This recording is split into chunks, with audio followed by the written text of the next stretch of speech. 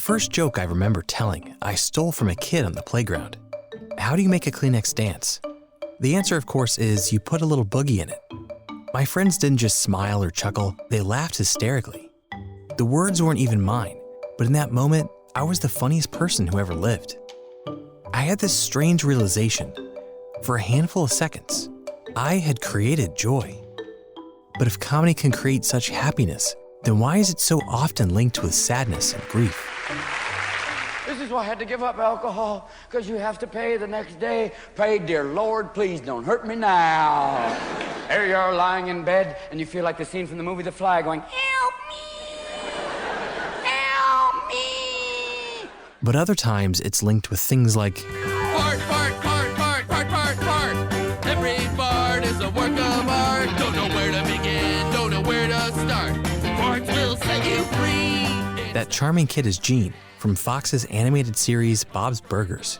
He's voiced by Eugene Merman, and I am a comedian. For a decade, he helped put together the annual Eugene Merman Comedy Festival.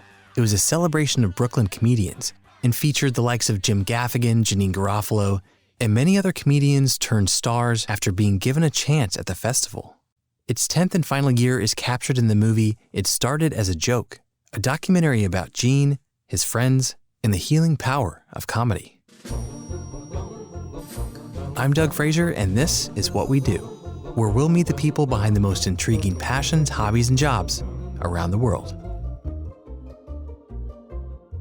There's a part of my heart where the Eugene Merman Comedy Festival will always live, you know. I know it started as a joke, but I think that it'll definitely be missed.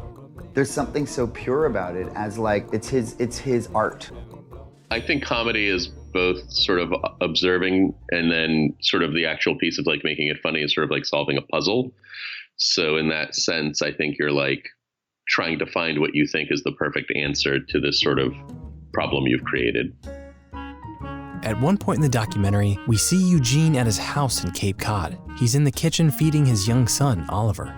He's curious about the strange man in his house. That's a cameraman. He's filming you for a documentary about a comedy festival that started as a joke 1 decade ago tomorrow. Behind the scenes, Eugene chips away at trying to solve what may be his toughest puzzle yet, a joke about his wife Katie's battle with cancer. Eugene has never really talked about his personal life in his comedy, ever. And so it's almost just helpful for people to know. Like it's, you know, like I'm comfortable with it now, so like as much as I can be, so it's just sort of nice for people to know what I'm going through and to not feel alone. And if it's something that he wants to talk about and explore, like that's, you know, that's great. Grief strickens us all, but our outward expressions often fool others into thinking that nothing's wrong. We lock away our personal tragedies so far from public view.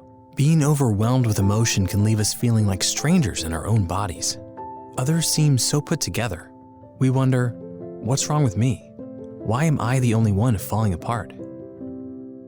Then something unusual happens.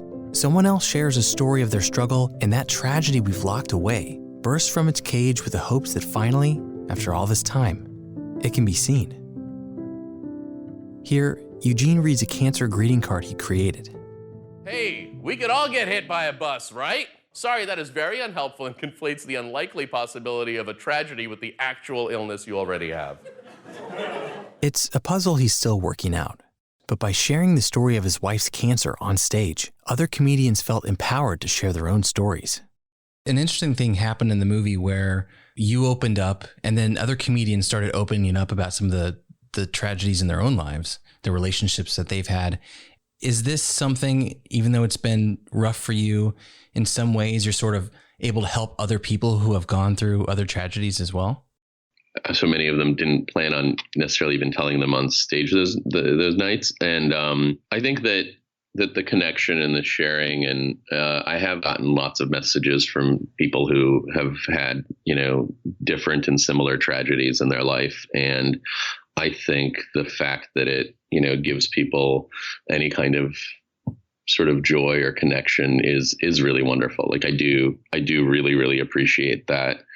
And I'm really glad for it. And now I'll transition to my cancer story. It seems to be the theme of the night. So I'm going to talk about my best friend, Robin Williams. No. I will talk about him. I did not plan on this. He had Lewy body dementia, which is misdiagnosed as Alzheimer's. But he didn't die from being sad. He died because he was getting misinformation from his brain.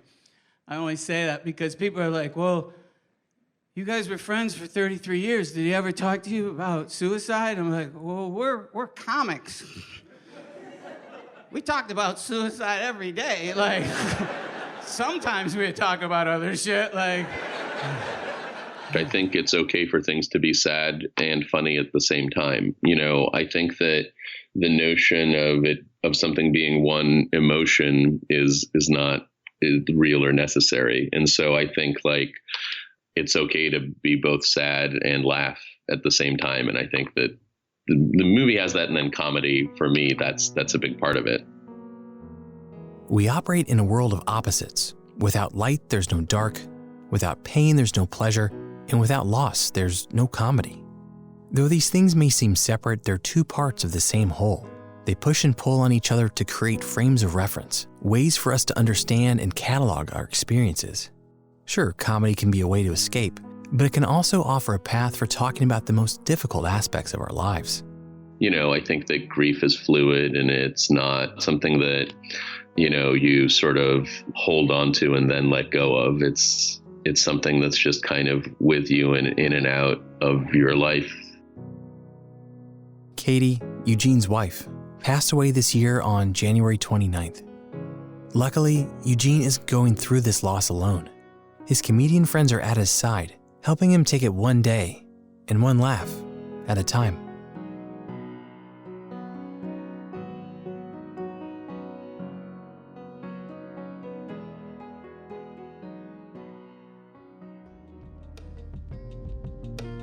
Hey guys, thanks so much for listening.